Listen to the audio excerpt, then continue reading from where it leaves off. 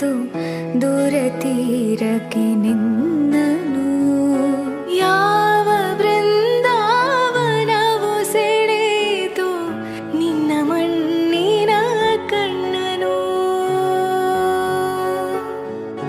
ವಿವಶವಾಯಿತು ಪ್ರಾಣ, ವಿವಶವಾಯಿತು ಪ್ರಾಣ, ಪರವಶವು ನಿನ್ನೆ ಚೇತನ.